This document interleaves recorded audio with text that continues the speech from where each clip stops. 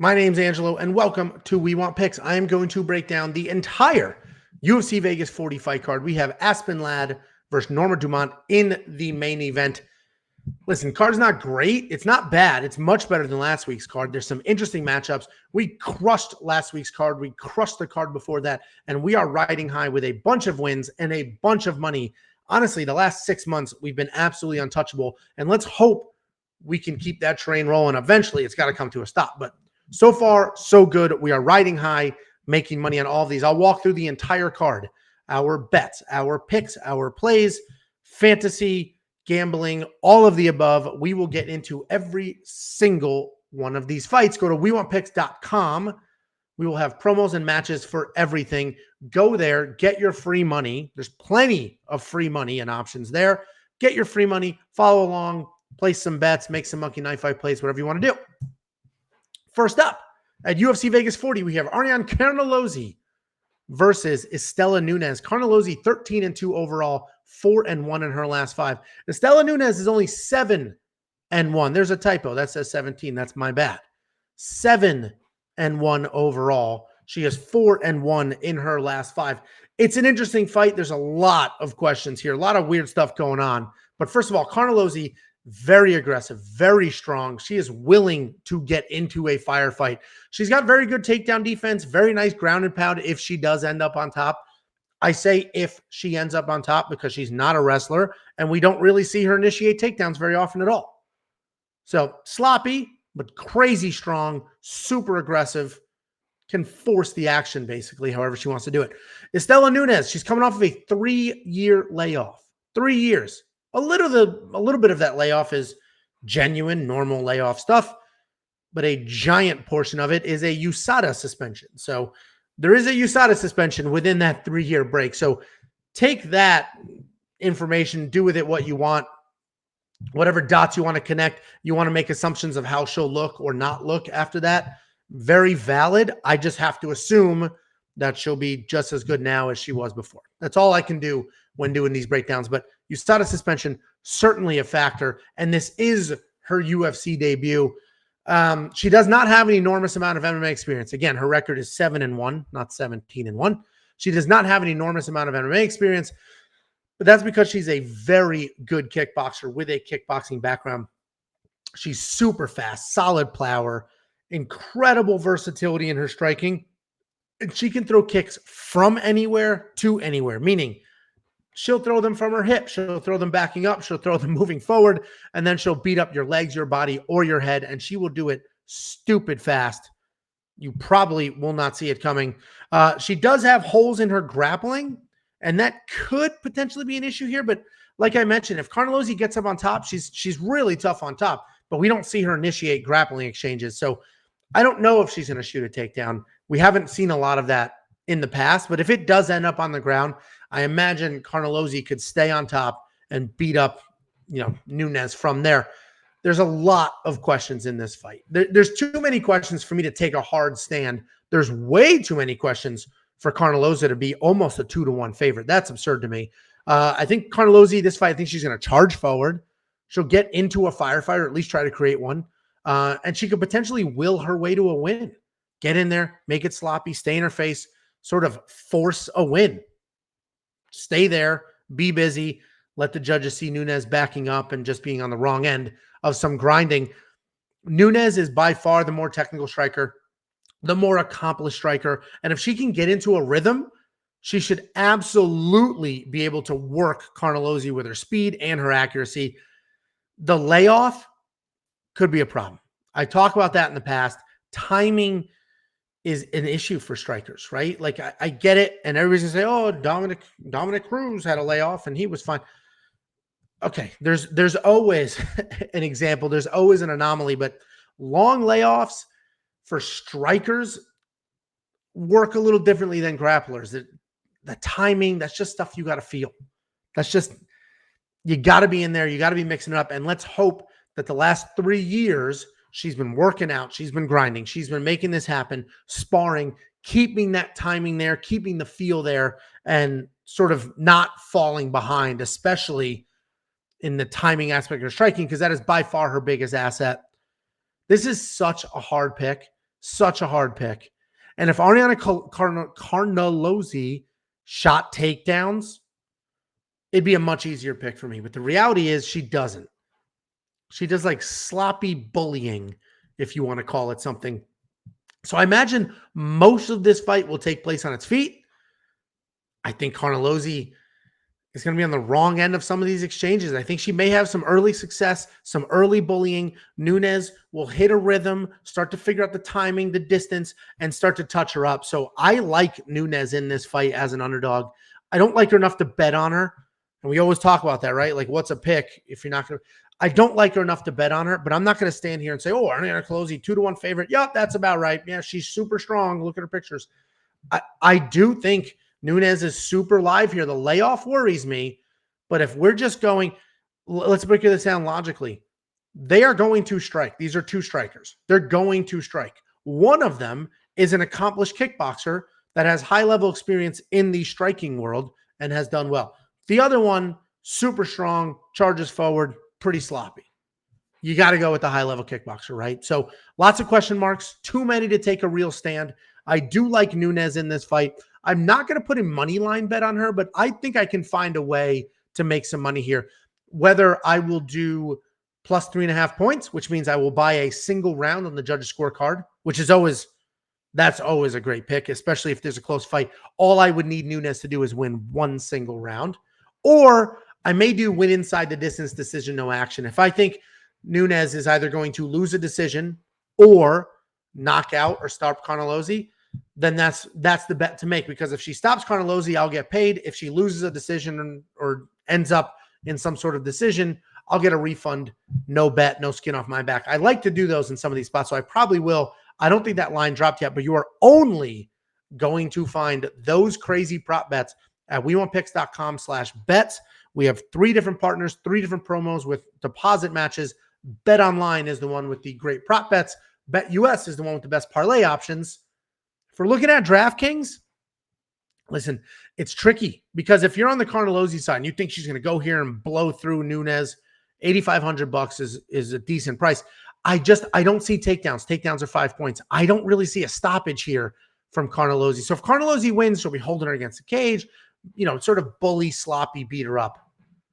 I don't know if you'll get your money's worth for $8,500. $7,700, if you think Nunes is live, that's a solid price. Honestly, you shouldn't touch either one of them. What I do like, though, is the more on Monkey Knife Fight. I think this probably goes a distance or close to it, and it's going to be a striking match. I think they'll both get their strikes off. I like the more and play those lines before they move, because they do move as money comes in. So if you're watching this right now, have your phone up, have Monkey Knife Fight up. And if you like one, hit it, because it may move any second now. Next up, at UFC Vegas 40, we have Brandon Davis versus Danaa Batgerel. I'm getting better at these names, guys. And this is not the first time we've broken down Batgerel, but that's the name. And I nailed it. Congratulations to me. Brandon Davis, 14-8 overall, 4-1 in his last 5, riding a 4-fight win streak. Batgerel, 9-2 overall, 4-1 in his last 5. This is actually Brandon's second run in the UFC. He went 2-5 about 3 years ago, right? That was over the course of more than a year. So 2 to 3 years ago, he's in the UFC. He went 2-5 before he was cut, put together some solid wins, and now he's back. This is his first fight back in the second stint. If you look at those losses, he lost to some solid people, legit people. Giga Chikadze was his last loss in the UFC. That is holding up pretty well if we see Giga's body of work since then. But the reality is he lost 5 times in the UFC. He was obviously cut, put these last 4 wins together, which is the streak he's on now, and then he's come back. And he's come back to another really tough matchup. I mean, listen, he's a kickboxer. He has just okay takedown, but he does have a jiu-jitsu black belt. So if it gets to the ground, he's comfortable. On his feet, with most opponents, he should be pretty comfortable. But he doesn't really have the wrestling. And this is a theme, and it's getting crazy where we see people that are accomplished on the ground and don't have the means to get there. I will never, ever understand that. As far as I'm concerned, you could have no striking, no grappling, but if you're a very good wrestler who can keep your chin down, you can at least win some rounds and make some things happen. Being great on the ground and not being able to get it there is stupid. being great on the feet and not being able to stay there is stupid. I'm a wrestler and my bias is coming out, but Brandon Davis, decent kickboxer, jiu-jitsu black belt, nothing in between. Can't control if it's on his feet or goes to the ground. Batgerel is a very good striker. He comes forward with volume, speed, and power. His speed is definitely his biggest asset. If you look at his striking differential, he lands 2-1, meaning he's going to hit you twice and only get hit once in those exchanges. He couples that speed with his power, and he's a legit threat on his feet. His takedown defense is just okay, but he does scramble really, really well and create openings to get back up. This is a much closer fight than the odds, and these odds are moving.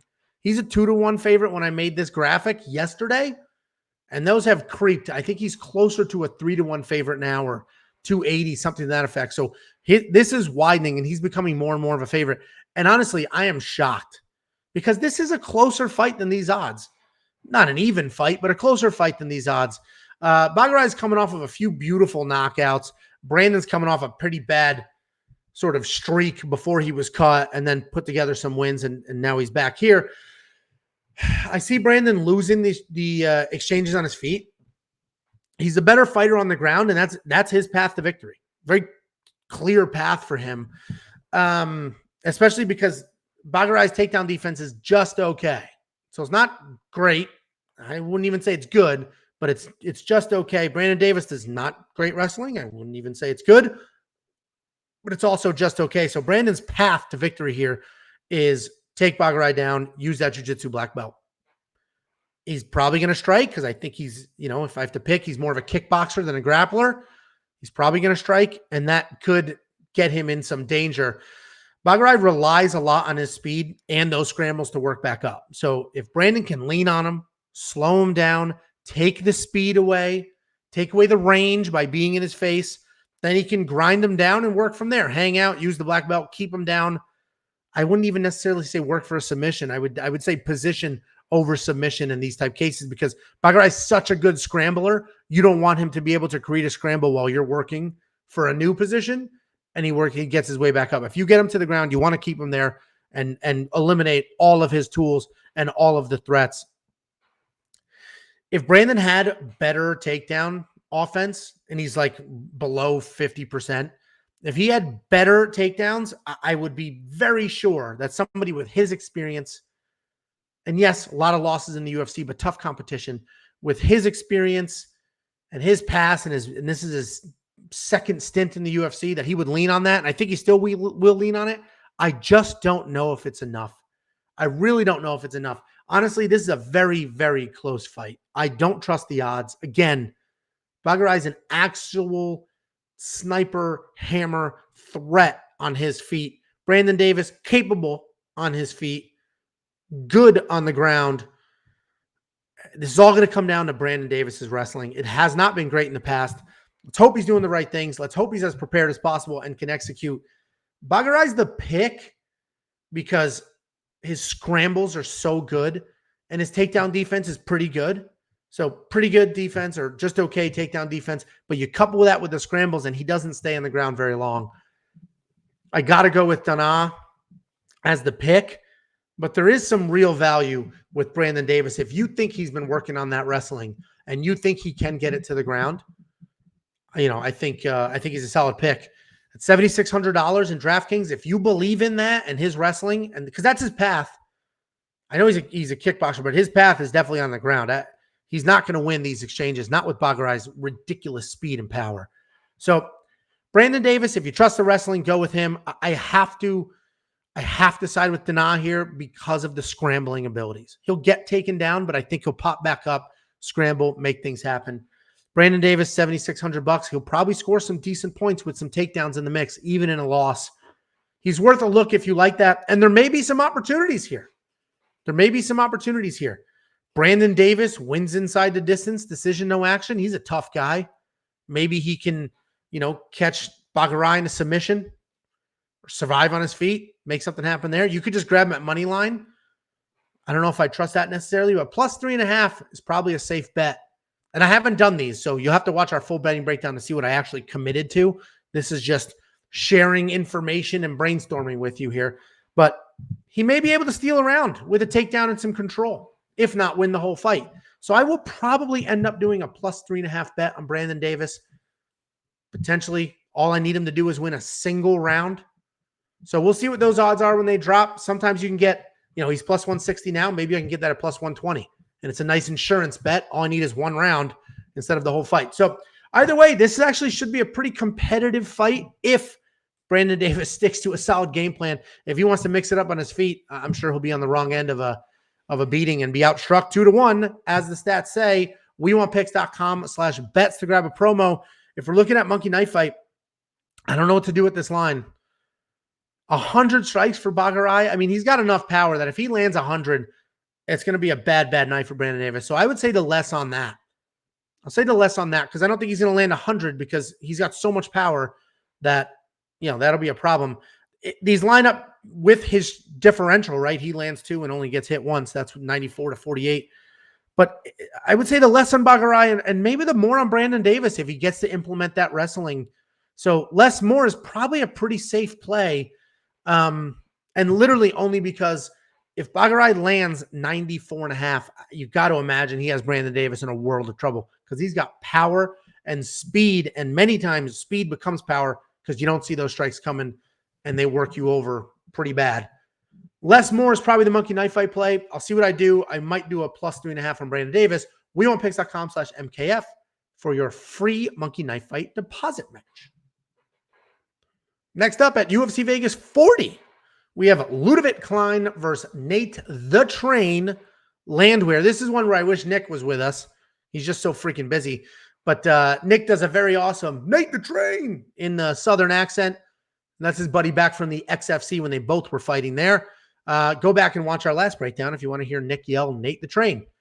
And this honestly is a fight where a hype man would be awesome because this will be a war. I imagine this is going to be a really fun drag him out fight. Ľudovít Klein 17-3 overall, 4-1 in his last 5, and he's coming off of a somewhat controversial loss. A lot of people think he won that last fight, which will make him 5-0 in his last 5. Nate Landwehr 14-4 overall, 3-2 in his last 5, and every single one of those was entertaining as hell to watch. Ľudovít is a phenomenal striker.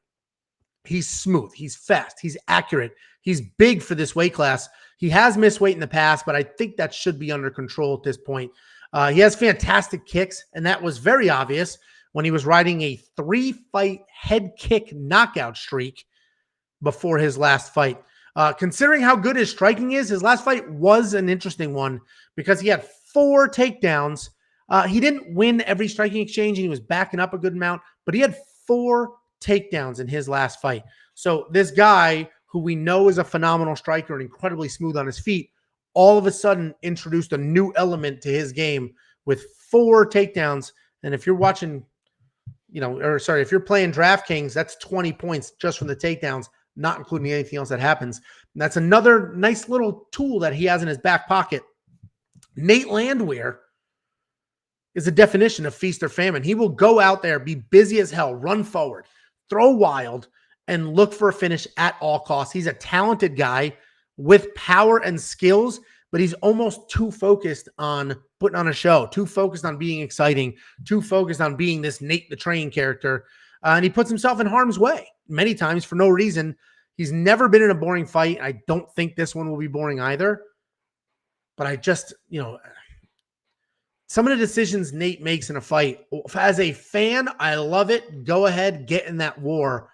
But as somebody who likes to put money on fights, I don't know if I can trust all of those decisions. Anytime you have somebody like Nate with his crazy forward pressure, you can always have an upset, right? He can go out there, charge Ľudovít, crack him, put him out, fight's over, Nate the Train screaming, yelling, run around the cage. Anytime you have that type of wild and that type of pressure, that's absolutely a possibility. But Ľudovít's footwork is so good and so clean, and he has legitimate power. He should be able to circle away from the crazy, land big, and those will add up. I think Ľudovít Klein's going to get a stoppage here at some point, and it's literally going to be his footwork and just how smooth his movements are to make that happen. Ľudovít Klein, his striking is phenomenal. Obviously, again, you get the wild, the crazy of somebody like Nate. Anything's possible, but let's assume we have a pretty straightforward fight and they both fight to their best of their abilities. And if that's the case, Ľudovít Klein's striking footwork, he will just absolutely dance around Nate and just bang him over the head any chance he gets. $9,200, a lot of money, but I will probably have him in my DraftKings lineup. I do think there's a stoppage here. He's a minus 300 favorite. We'll have to see what some of those props are. If you're looking to bet on this fight, Nate is a tough guy, but he's just going to be way outclassed here. So I think it's a pretty cut and dry win, honestly, for Ľudovít Klein. And his last fight, we talked about a little bit of controversy. He had 4 takedowns there. He was outstruck. If you look at the total number of strikes, he was outstruck, but he had 4 takedowns, had some control. I think he lost, but a lot of people think he won that fight. So, either way, this should be a pretty good fight. I think Nate's line is too high because I do think he gets stopped. So this may be a more on Ľudovít and a less on Nate type situation, or a less, right? If you think this goes 3 rounds, then it's Ľudovít dancing around just beating up Nate.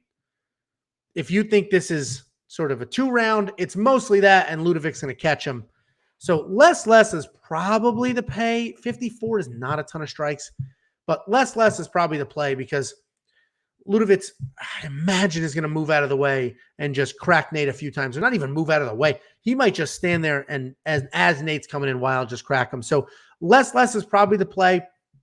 There's probably going to be a stoppage here, and I think Ľudovít's great for knockout kings, and that's Monkey Knife Fight. wewantpicks.com/MKF. Super easy, super fun. You can triple your money with plays, all the way up to 25 times your money if you want to smash some of them together. And all you got to do is look at these strike lines and pick a side. wewantpicks.com/MKF. Next up at UFC Vegas 40, we have Sijara Eubanks versus Luana Carolina.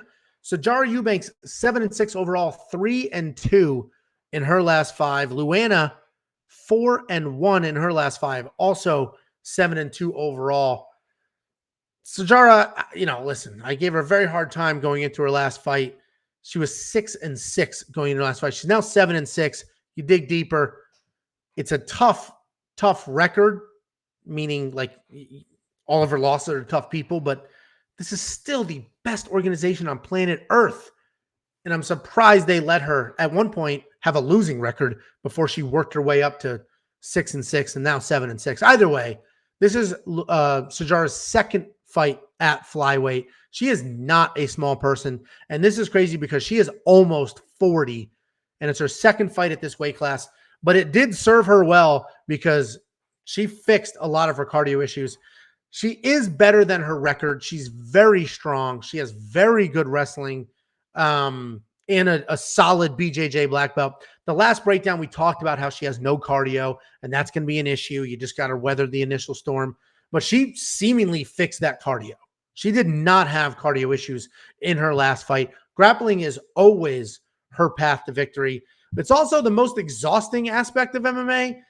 And, if we're only looking at her last fight, she's fixed her cardio issues. It won't be a problem. If we're looking at her last 4 fights or 5 fights, well, 4 fights, she had bad cardio, and 1 fight, she had good cardio. So it's always hard.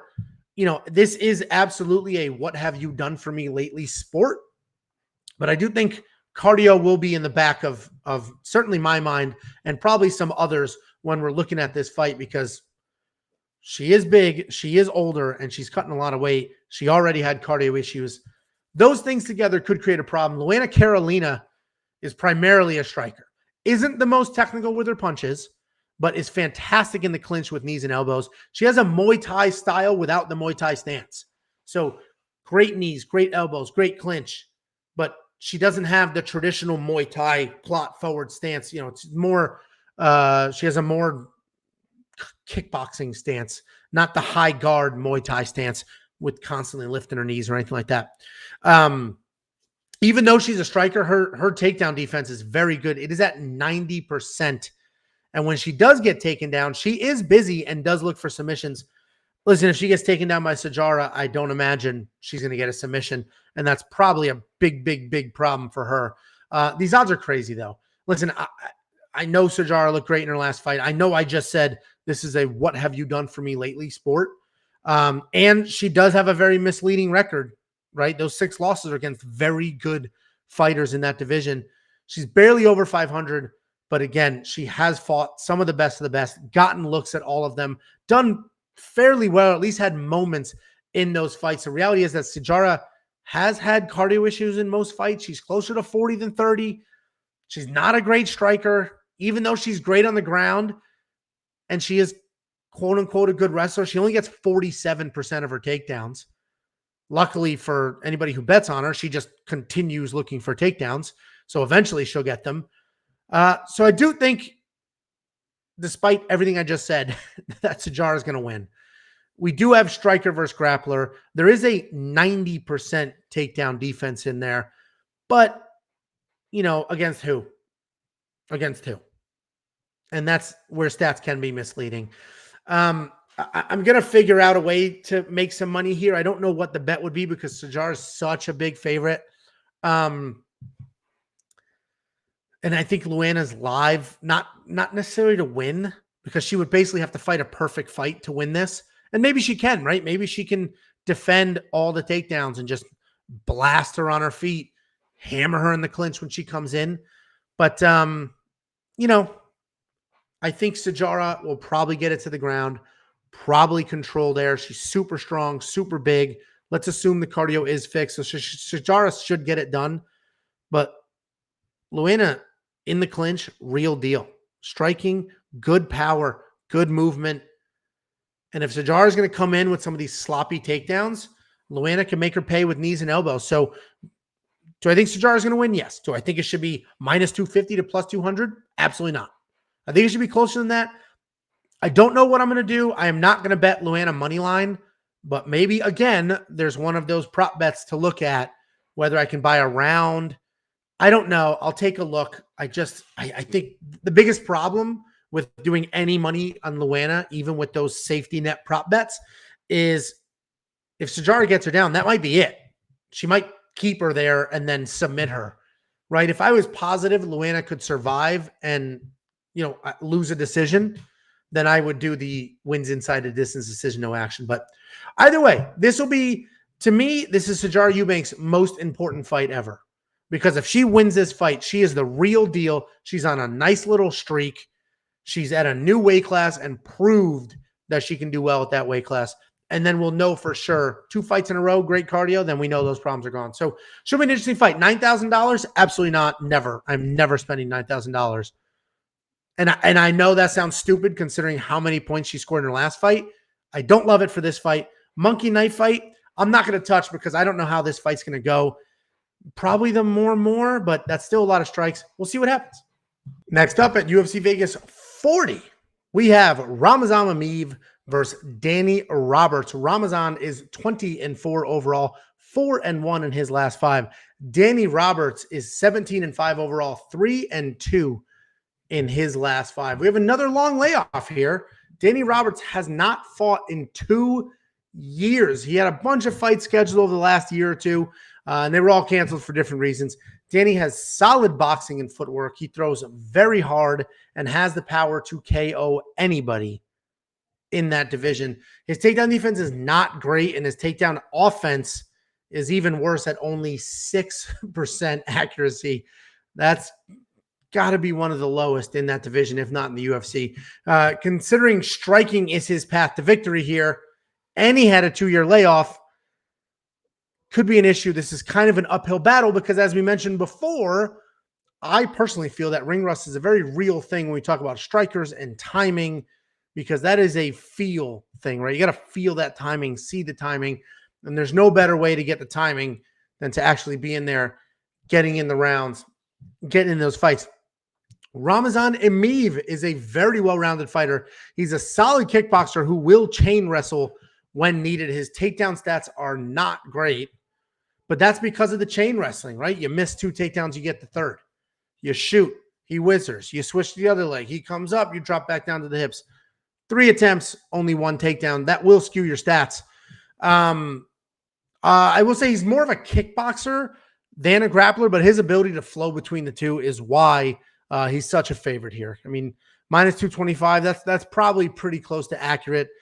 He doesn't have a ton of power, so this fight goes one of 2 ways. Either Roberts by KO or Emeev by decision. I like Emeev here and his ability to dictate where the fight goes. I like the fact that if the striking's not going his way, takes it down. If the striking is going his way and he doesn't really need to do anything, he can keep it there. Even if Danny Robertson is 6% takedown offense or effectiveness, comes in on the hips, comes in on the legs, Emeev will definitely keep that up if he wants to. I see, I see Emeev winning this fight. I think the odds are pretty accurate. Like I said, Danny Roberts can knock anybody out. He's got the power. It's very real. But the reality is, if Ramazan gets himself into some trouble, doesn't like how the exchanges are going, he could absolutely switch it up, change the pace. He does not have power, though. There is no power there. And that is, that's why I don't really see a stoppage on the Emeev side. But Danny Roberts has the potential for a stoppage, which is why this is a perfect candidate for the wins inside the distance decision, no action prop bet for Danny. He's plus 190. He'll probably get plus 120, 130 on that. If he wins inside the distance, that phenomenal power comes up, cracks Emeev, gets it done, I get paid. If he loses a decision, gets grinded out, gets beat on, no matter how badly, as long as he loses a decision, or even wins a decision for that matter, I'll get a refund. I get my money back. It's like a bet never happened. No big deal. I just did the same exact thing with Charles Rosa last week. I said he's always live for a submission, but he's a durable guy. I don't see a stoppage here.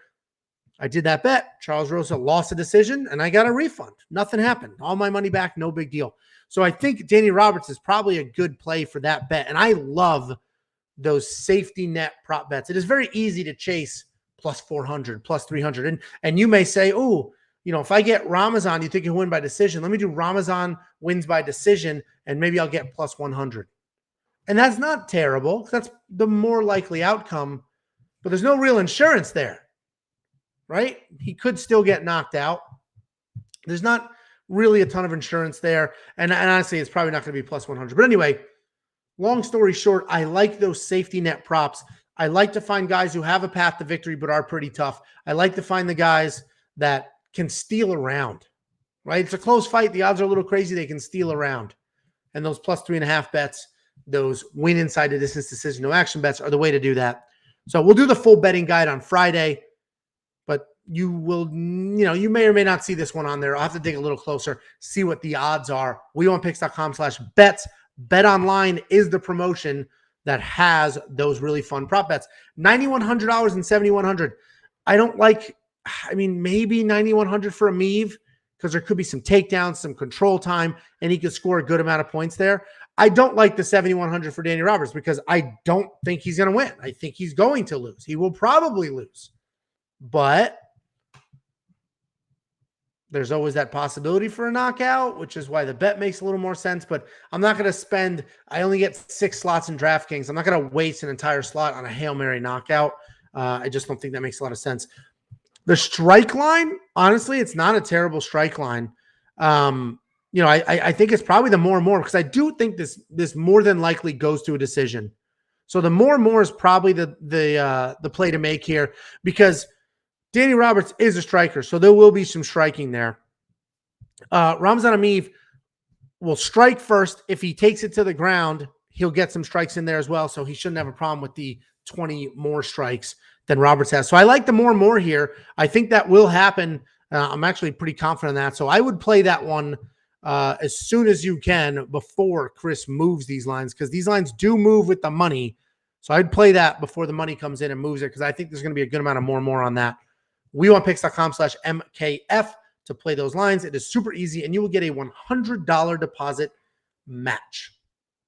Next up, at UFC Vegas 40, we have Bruno Silva versus Andrew Sanchez. Bruno Silva, 20-6 overall, 5-0 in his last 5, riding a nice little streak there. Andrew Sanchez, 12-6 overall, 3-2 in his last 5, and they're both coming off very different fights. Andrew Sanchez coming off a really bad knockout. It was about 8-9 months ago, which some will argue is too soon.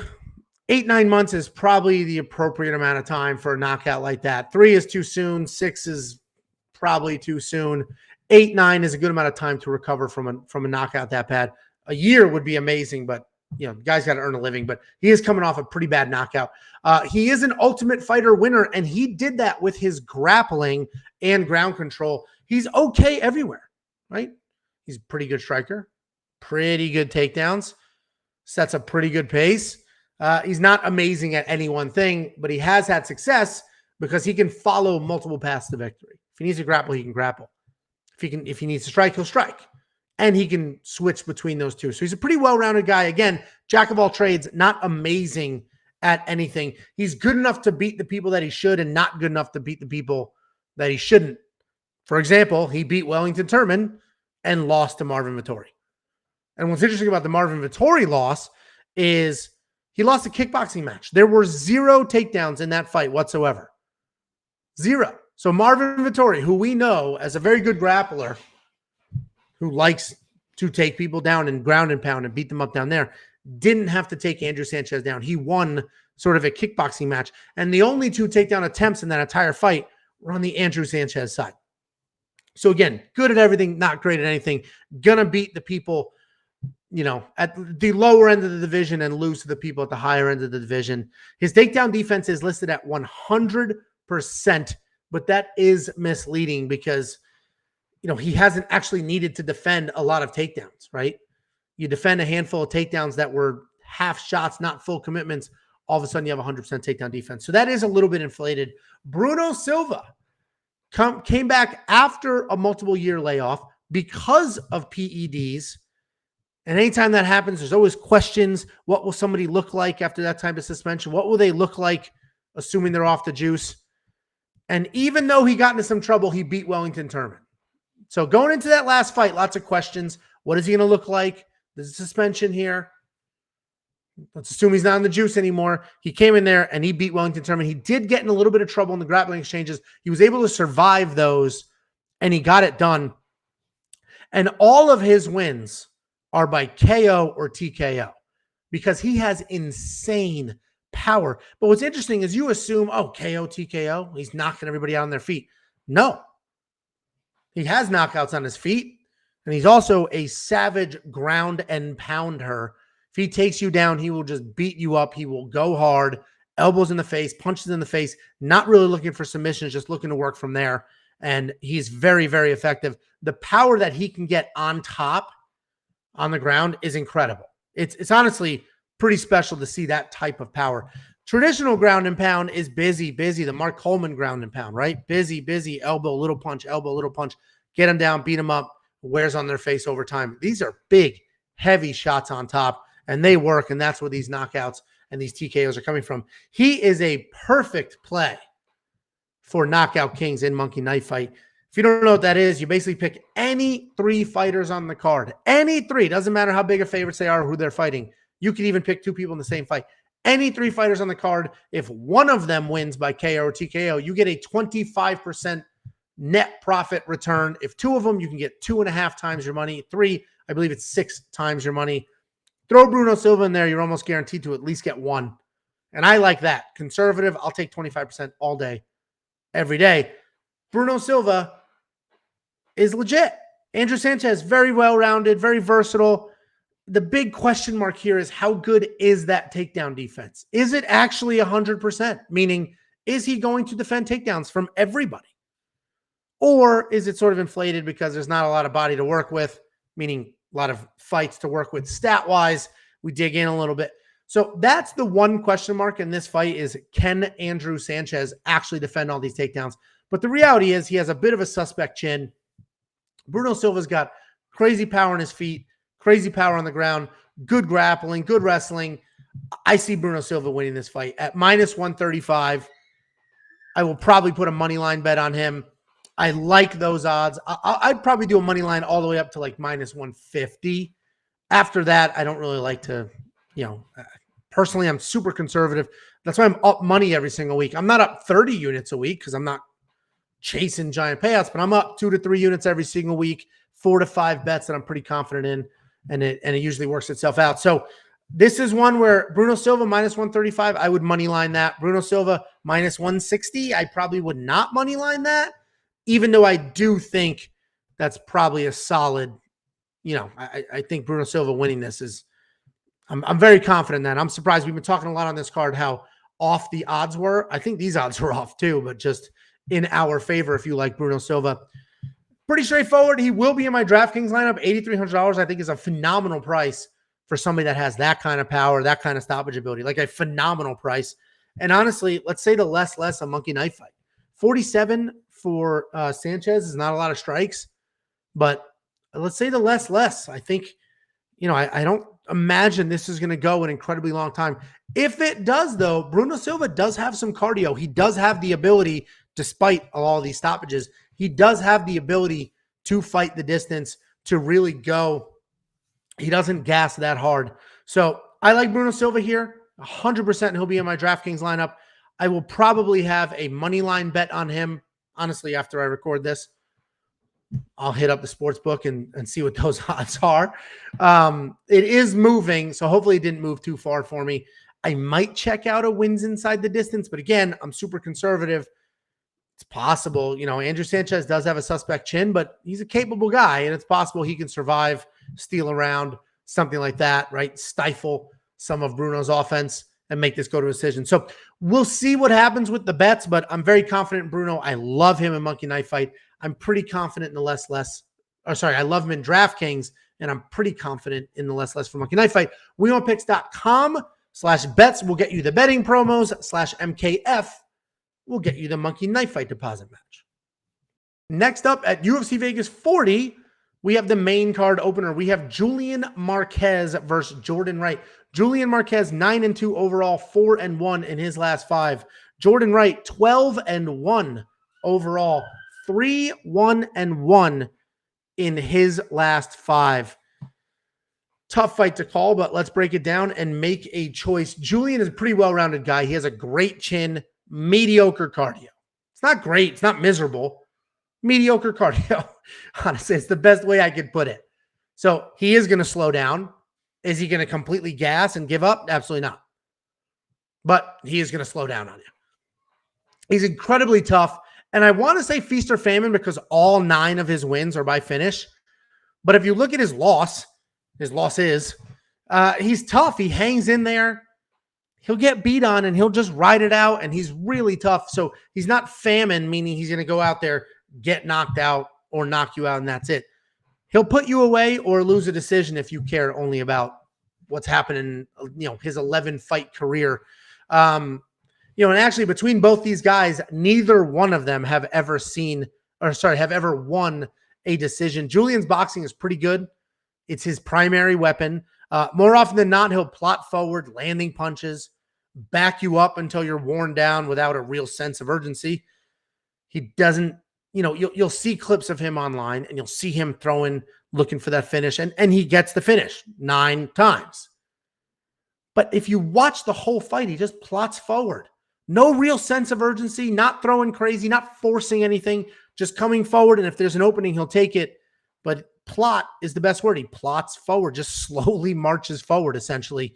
When there's an opening for grappling, he will take it. He's a very opportunistic grappler, meaning he never really initiates the grappling takedowns, and that's evidenced by his 0 takedowns in the UFC. But if one is presented to him, he will take it. And just watch how he put Sam Alvey out cold. That was a super slick and brutal at the same time. Again, he didn't initiate that grappling exchange, but he certainly capitalized on it and made something happen. And he also had that nice come-from-behind submission over Maki. So Julian Marquez, no real sense of urgency, never out of a fight. We've seen him with comeback wins. Good chin, solid power, mediocre cardio. Jordan Wright has a 100% finish rate in 13 fights. Even his 1 loss, he was stopped. So he, so far, is a feast or famine fighter. He's a big guy with a lot of power, a lot of speed. He has a karate style with grappling skills. So he has that wide stance with the lower hands, sort of that bouncing karate style. He uses kicks really well, and that's both straight and spinning. He'll send nice straight kicks right up the middle, and then he'll also start spinning around, kick you in the stomach, come to the head, and try to make things happen there. Similar to Julian, he doesn't look to wrestle. He has 0 takedowns in the UFC, but he is tricky on the ground and in scrambles. His record is a bit hollow if you start digging into it and then digging into those people's records. But you can't deny his killer instinct. He is a very busy guy. If you look at his significant strikes landed per minute, he is over 7, where Julian is around 4. So almost twice as many significant strikes landed per minute. And Julian's 4, that's a normal number. The 7 is the crazy number. So super busy, and all of those significant is what that's telling you. The only problem with that stat for Jordan is he gets hit just as much. So crazy significant strike offense, right? 7 per minute, and just as much defense. He gets hit 7 per minute. So 1 for 1 on that volume there. He's so willing to chase a stoppage, and he'll put himself in harm's way. And that's what that stat is telling you. Honestly, this might be the toughest fight on the entire card to pick. We have 2 talented guys. They're willing to go at it, and neither one have been really tested. They've been tested, right? But neither one have been in like an absolute drag them out war against another super talented fighter. And that's what makes this tough. Julian's the more well-rounded fighter for sure. And we've seen him have come from behind victories, or we've seen him also survive. We haven't seen that yet with Jordan. Jordan's the more dangerous fighter for sure. Absolutely 100% the more dangerous fighter. Busier, more sense of urgency, will make things happen. While Julian will take his time, fall behind, and then pull off a Hail Mary to get it back, like with Maki. But, how often are you going to rely on falling behind and then trying to make up that distance? Jordan's a tornado looking to create as much chaos as possible. I want to say Jordan here because Julian tends to take his time, falls behind, then settles in and tries to make something happen. And I don't know if Jordan is going to give Julian the time to settle in. He might stay in his face the whole time, and Julian's just sort of getting beat up at 7 significant strikes per minute and not able to jump out in front, not able to plot forward, just sort of reacting to everything. But Julian's chin is so good that he I'm pretty sure he can survive that Jordan Wright onslaught. And if this goes 3 rounds, Julian will be able to sort of pass up Jordan, keep the fight going, frustrate Jordan, and he's got more ways to win. This is a really, really, really tough fight to pick. I think these odds are crazy, honestly. Julian's the more well-rounded guy. Julian has more ways to win. He's established how tough he is. But Jordan Wright is so dangerous, so unorthodox, so busy that he could come out there, get in Julian's face, frustrate him, scare him, back him up, just really never give him the opportunity to make something happen. What we don't know is what is Jordan going to look like as the fight goes on. That's the big question to me, is what is Jordan going to look like as the fight goes on if he doesn't get that early knockout? Can he win a decision?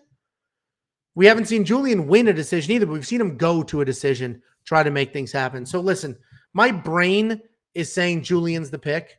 That's my brain. My heart, my gut is saying Jordan. So do with that what you will. I'm not going to bet on either one of these guys, but I will bet the over. I already bet it, not will. I already bet the over. It's a 1.5 round line at even money. I took that. So I got the over at even money. I do think this goes over 1.5 rounds. Julian has established how tough he is. He's got a chin. The reason it's so difficult is I do think Julian is going to survive the early onslaught. We just don't know if there's another onslaught or another onslaught or another onslaught after that, because we've only seen Jordan put people away with the first one. So, Julian's the safer pick because let's say he survives and then he could take over, because let's say Jordan's a earlier bust kind of guy.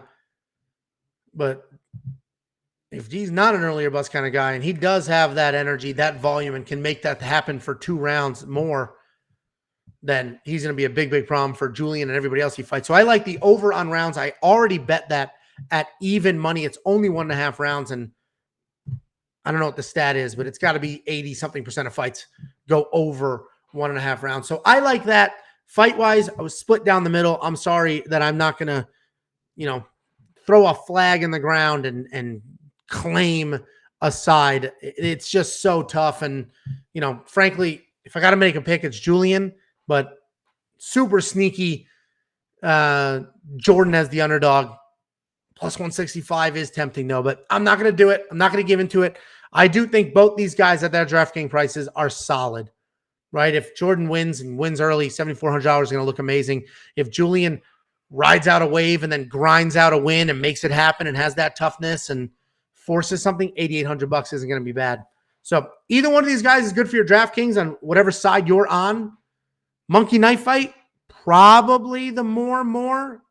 Honestly, it's odd that Julian has so many strikes because he tends to plot and be a little slower. The more is probably it.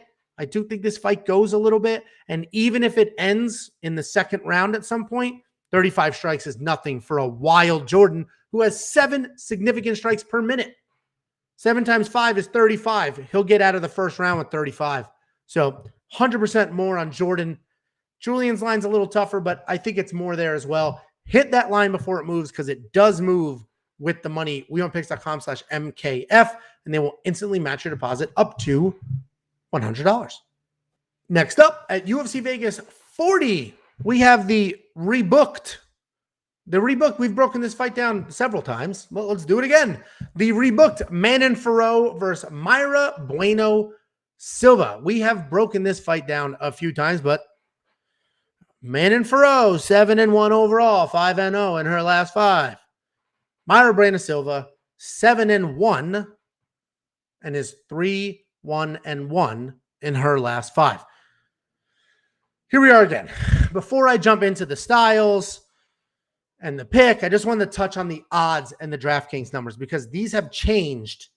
And what I always love is looking at these rebooked fights because when you get a rebooked fight, so this was just, I don't know, a couple weeks ago, they were supposed to fight. I think there was a COVID scare on Manon's side, one of her coaches, so it was canceled.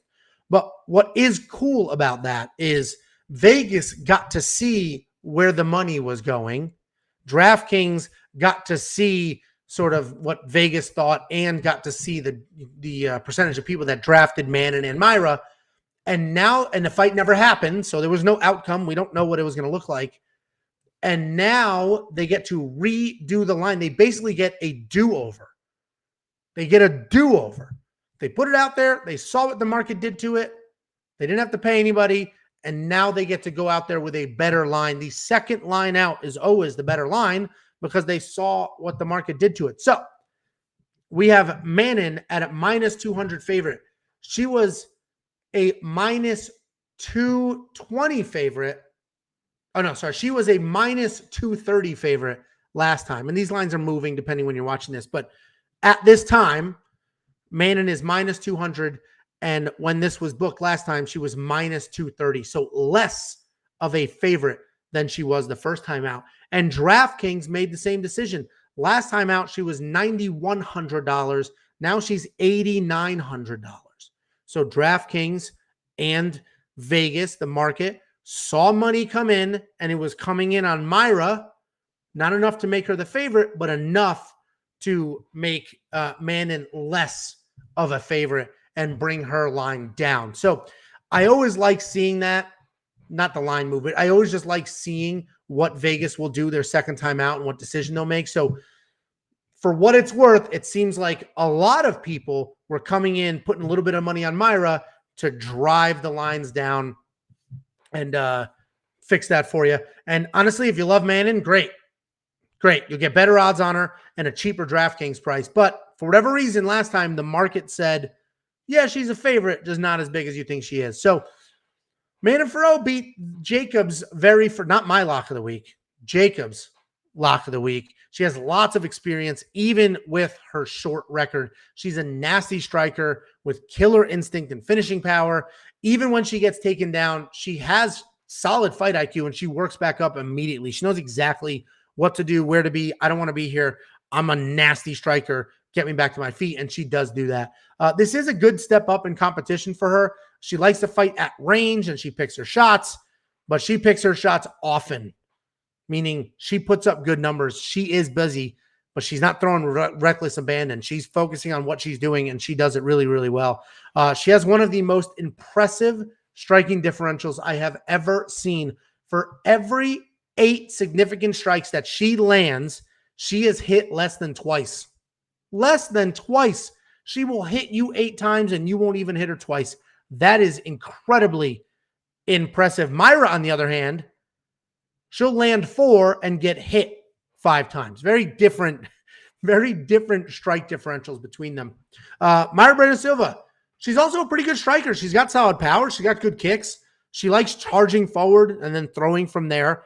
She's a good grappler, and I'm thinking she's going to get picked apart on her feet and then look to grapple. The problem is her wrestling is not great, and that is a theme. How many times have we talked about these people that do have good grappling and not very good wrestling, so they can't even get it to the ground if they need to.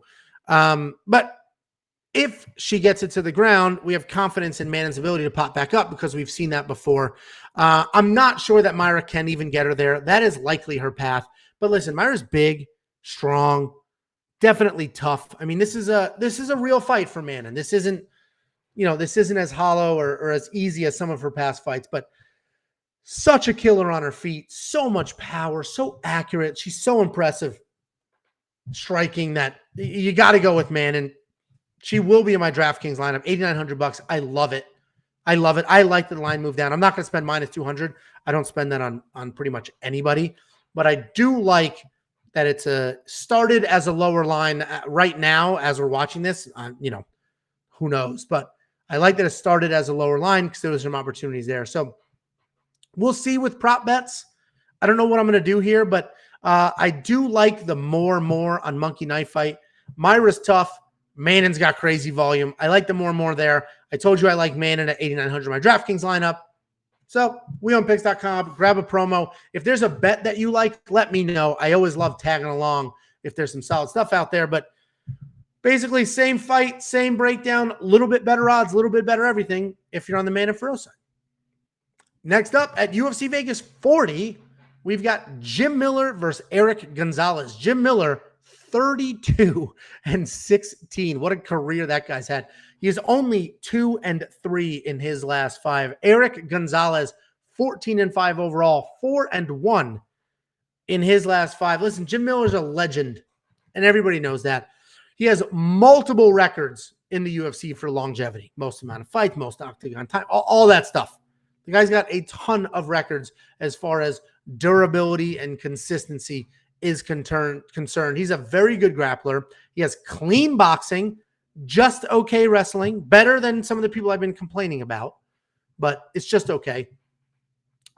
He has all of the veteran savvy, toughness, and grit you could ever want from a fighter. And I mean, look at his record and then dig into who he's fought, who he's beat, who he's lost to, all of that. I mean, Dustin Poirier will tell you that Jim Miller lit up his calf, beat him up bad, in the legs, and that's when Dustin was like, "That's nasty. I got to start doing that." And then Dustin did it to Conor, and now calf kicks are like the biggest thing in the world. So Jim Miller, true legend, tough as hell, nasty grappler, okay wrestling, decent striking. It's clean boxing, which, considering how good his grappling is, I'll take some clean boxing on the feet. I'm not sure how many fights he has left in him, but I do like that they gave him somebody like Eric, right? They didn't give him a 15-0 killer that you've never heard of, that they're trying to build a name, right? And they say, give him Jim Miller. Everybody knows who Jim is. He'll blow through Jim, and then now he's They didn't do that. They gave him, they gave him a prospect for sure, but, they're almost using Jim to gauge, well, how good is Eric? We're not sure. If he can beat Jim, then he's pretty good. If not, then he's not quite ready just yet. And I don't mind that for Jim, right? He wants to fight. He's going to keep fighting. He's not going to be vying for a belt anytime soon, but he's tough and good. And, you don't want to destroy him just yet by throwing killers at him to build a name. So Eric Gonzalez is a long striker who uses his range pretty well.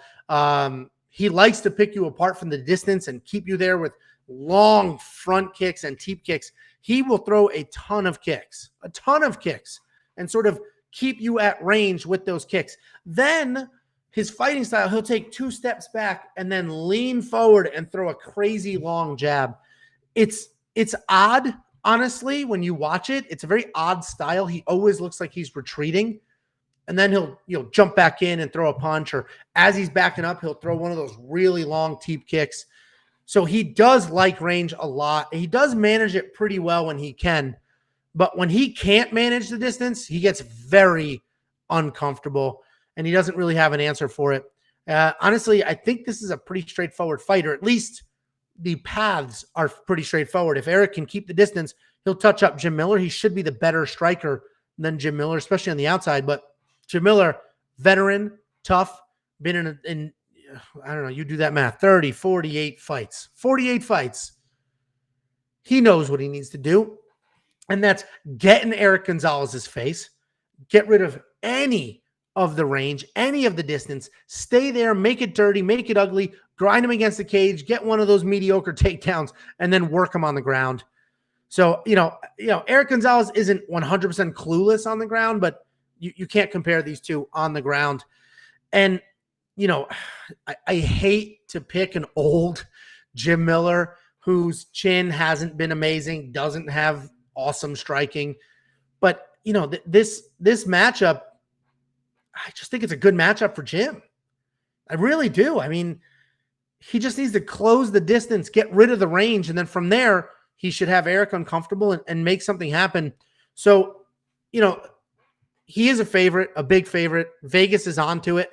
They're onto the game plans. They're onto the paths. And honestly, I think these odds are probably pretty accurate. Jim is older. He's pretty close to 40. Eric hits him with one of these teep kicks, one of these head kicks, and that's going to be it for Jim Miller. He'll be out. So I'm not questioning who's going to win because Jim Miller's going to win. I am struggling with, do I think Jim Miller can get a finish? Because if I think Jim can get a finish, then maybe Jim Miller inside the distance. I just don't know if he can. We'll see. Honestly, I'll probably wait till weigh-ins, make a judgment there, see what that looks like. But I'll tell you right now, I love Jim Miller at $8,700. I would love him even more if he was an underdog, but I love Jim Miller at $8,700. I do think there'll be takedown, control time, potentially a submission. So Jim Miller, $8,700, probably pretty good play. And I like the more and more with Monkey Knife Fight. That's what I'm saying. I don't know if there'll be a stoppage, but I imagine this will be somewhat busy. Honestly, I see Jim getting over the 61. It's the 54 from Eric that's questionable because of the backing up, throw one punch, throw only one kick, and then one other kick. If you think it goes the distance, he'll probably get over the 54. If you think there's a stoppage here, then you got to go the less. But I do like the more for Jim. He is busy with his striking. He will come forward. He's busy on the ground to set things up. So, where Eric may get off some shots that he wouldn't normally is when Jim's trying to do one of those takedowns and he's just beating up the side of his head. So more with Monkey Knife Fight's probably a safe play. I don't know if I'm going to touch that. I do like Jim Miller in this fight. I love him at $8,700. I'll be experimenting with the prop bets. Let me know what you guys think, what prop bets you like. And make sure you go to wewantpicks.com/bets. Jump into a promo. We have up to $2,500 deposit matches. You put in $2,500, they'll match $2,500. Actually, they match more because they do 125% match up to $2,500. Either way, this is a pretty straightforward fight for a guy that has earned himself a pretty straightforward fight at this point in his career. Next up at UFC Vegas 40, we have the co-main event of the evening, and we have another tried and true, gritty, old school veteran, Andrei Arlovski. Andrei Arlovski, 31-20, 3-2 in his last 5. He's got himself a nice little body of work. At 42 years old, he's still getting wins over prospects. Carlos Felipe, 11-1 overall, 4-1 in his last 5. I imagine everybody at this point knows who Andrei Arlovski is, but in case you don't, he's a straight-up legend, former heavyweight champion of the world, future Hall of Famer, and one of the most accomplished heavyweights in the history of the UFC. He's got very, very good boxing. He's got pretty good kicks. And as of late, he's started to showcase his grappling and his cardio and his just wrestling abilities, right? He's using more of the tools that he's had. He's not only leaning on his striking and his power. He does still have power. We're not seeing it as much because I think he's aged well. He's understood my chin isn't what it has been. So let me dance around a bit. Let me pick my shots. Let me use some of this wrestling. Let me use some grappling. And let me just be a more versatile fighter instead of leaning on the power. So Andrei Arlovski not going to get into a firefight as much as we've seen him in the past, but certainly can dance himself around to a nice decision win. Obviously he's 42 years old. And the big question is, how bad or how good is his chin? We saw it slip. There's a period in time where we saw his chin was really bad. And then it seems to have been recovering quite well. And honestly, I don't know how he's getting older and his chin is getting a little better. We saw that in his last fight. He got tagged a few times and just kept coming, didn't get put out. Things were okay. Man, it's just such a tough fight. This is harder than you would imagine to pick this fight because Andrei Arlovski's 42 years old and the favorite, where Carlos Felipe, 11-1. We've only seen the guy lose one time. He's younger. He's almost 20 years younger. He's like 15 years younger than Andrei Arlovski. He's a very good boxer. I think the big issue here is he only has okay power. He doesn't have big power. His power is just okay, but he does have really good cardio and a really good pace for heavyweight. He doesn't throw a lot of kicks. He isn't looking to grapple, and he's pretty straight, pretty straight up a boxer. So it's pretty straightforward what his game plan is going to be. And that's just a lot of volume, good amount of strikes with his hands, touch up Andrei as much as possible. He's not going to do much from there, meaning he's not going to drop down to a single. He's not going to push him up against the cage. The reason he can be trouble, even though he doesn't have a lot of power, is because he'll just continue to come forward. He'll throw with good volume, and he'll keep a really good pace. If you start to fall behind, you're going to have some trouble catching back up because of the volume, because of his forward pressure, and because of that pace, unless you do what Spivak did, which is implement a wrestling game plan. So Carlos Felipe, more of a boxer than a full, well-rounded MMA fighter, but young, good cardio. He himself has a good chin and just a solid pace that some struggle to keep up with. Andrei Arlovski, though, has always had good cardio. He's never had pacing issues. This is a harder fight to pick than you would assume. Andrei, 42. He lost a good amount of his KO power. He's still got it, but he's lost a good amount of it. I don't even know if it matters because his footwork, his jab is so good that he doesn't even need to lean on the big one punch or the big power inside the pocket. He can stick and move for a boring 15-minute heavyweight clinic and just continue to make his record better. Carlos, younger, crazy volume, and that is a bit scary, but because he doesn't have all that power, I don't know how dangerous he actually is. So Andrei Arlovski's the pick. I'm doing it reluctantly because he is 42. At some point, he's going to look 42. And honestly, when he was 35, he looked 42. That's when he started to really fade and get knocked out. And then he's had this resurgence. And he changed up his style, bounces around a bit more, doesn't engage in pocket exchanges. But if Andrei Arlovski's going to come out there, use the veteran savvy, dance around, sort of have a boring kickboxing match, I think it's a somewhat easy win for him. He can initiate the grappling if he wants, and he can win from there. I like Andrei Arlovski in this fight, and it's just weird to say that about a 42-year-old. I don't know if I'm going to bet on him. And $8,200 is a good price in DraftKings, but this could literally just be a sort of low touch-and-go kickboxing match that won't score a lot of points because straight-up strikes don't score a ton. You need a lot of them, and you need some other exchanges. But Andrei watched Spivak take Carlos down, and maybe that's what he'll do. So $8,200 probably a good play. I don't think Andrei's going to lose, so I'm pretty confident he'll win. And obviously the name of the game is scoring as many points as you can, and more often than not, that's with mostly winners. So $8,200, he's probably a good play. Carlos Felipe is going to have more volume. He's just the busier guy. But if Andrei moves well enough, he might be able to keep Carlos Felipe under that 75.5.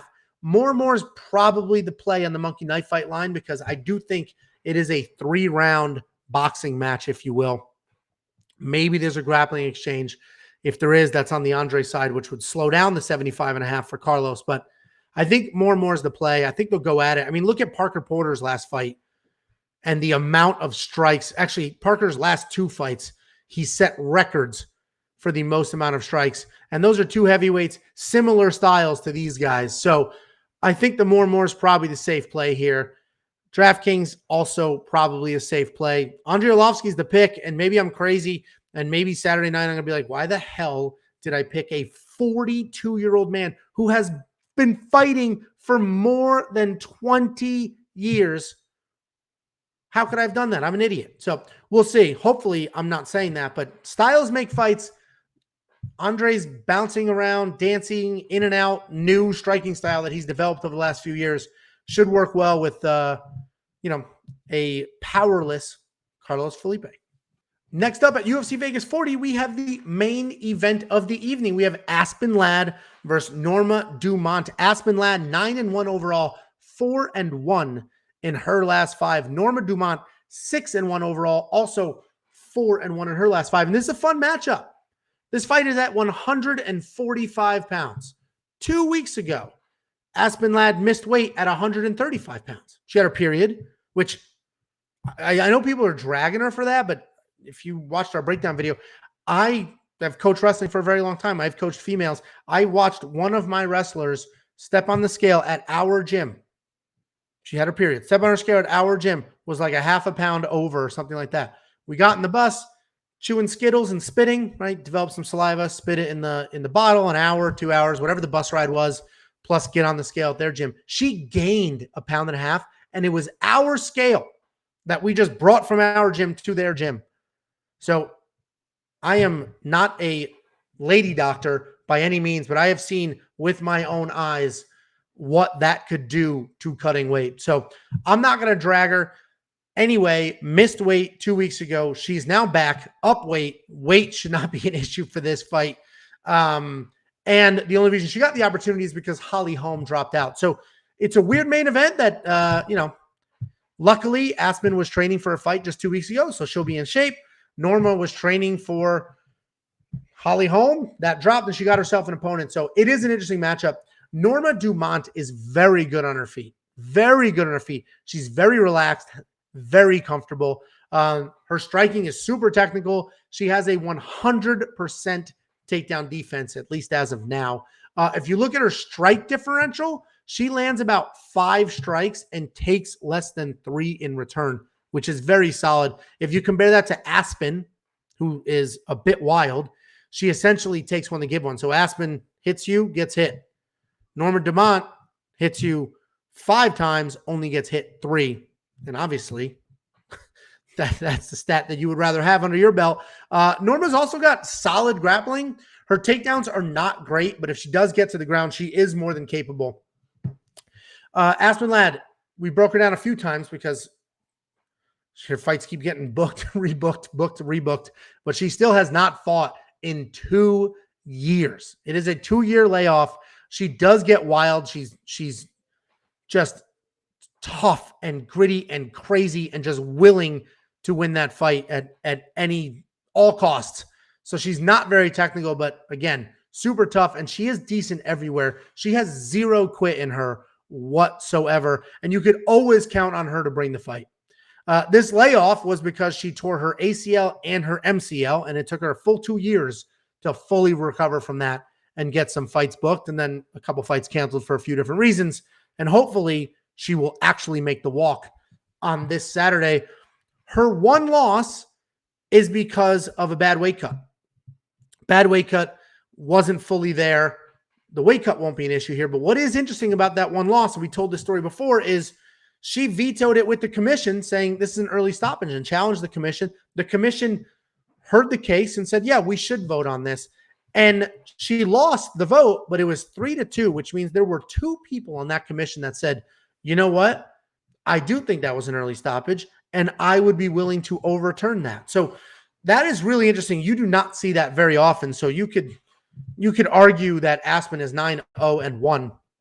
Either way, wild, tough, will do anything she has to do to win. And weight should not be a factor in this fight. Therefore, cardio, exhaustion, and none of that should be a factor. I do like Norma in this fight, though. Norma is my pick. I've been very high on Aspen in the past, but this is a different fight than those fights. Norma's a killer on her feet. She has great takedown defense. She will likely pick apart Aspen and then defend whatever takedown come her way after winning the exchanges on her feet. I expect her to be much bigger. Aspen's coming up in weight. She's not small. She was already big, but she is coming up in weight. And I expect Norma to be super composed. So while Aspen will get wild and seemingly more wild as the fight goes on, Norma will stay composed, pick her apart, outstrike her, out-touch her, frustrate Aspen with the striking, and then frustrate her even more when she defends the takedowns. The size, the technique, the long layoff for Aspen, it's a great recipe for Norma to dominate this fight, put her name out there. I don't think she's as recognizable as she should be. I think a lot of people, and that's the recognizable. You get my point. I don't think enough people really appreciate how good Norma Dumont is. Aspen's got 0 quit whatsoever, and that's a bit concerning here. But I do like Norma in this fight quite a bit. I already have a money line bet on Norma. I'll take that all day. I did have an over on the round bet because they messed up, and they initially opened the round at 2.5, the round line at 2.5. So I hit that over immediately. I'm like, oh yeah, this is going to go way past 2.5 rounds. And then they canceled my bet. I said, what the hell? I refreshed, and now the round line is 4.5 rounds, and I'm not going to do the over on that.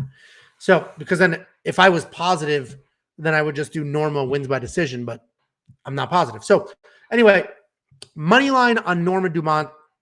I like that very much. If that line keeps moving, I got her at, I think, even money, and it's already starting to move up, meaning I think she was like plus 110 or something like that earlier today. So I'm going to check the books. This is a fight where you might want to bounce between books and see where you can get a little bit better odds, because a lot of people are on Aspen, and I think Norma's just not getting the respect she deserves. I think she should win. I think it should be pretty straightforward for her. And I've got a money line bet on her. I may double down on that. If the line moves, I will most likely hit it again. wewantpicks.com/bets. We have 3 different betting partners.